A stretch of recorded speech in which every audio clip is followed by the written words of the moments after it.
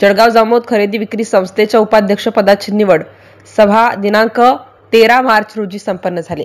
उपाध्यक्षपदाच्या निवडणुकीसाठी शांताराम धोटे यांचा एकमेव अर्ज असल्याने त्यांची उपाध्यक्षपदी अविरोध निवड करण्यात आली।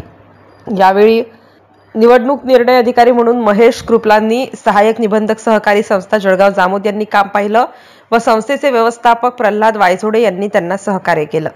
निवड प्रक्रिया पार पडल्यानंतर संस्थेचे मुख्यालय स्वागत कार्यक्रम समारंभ पार पडला।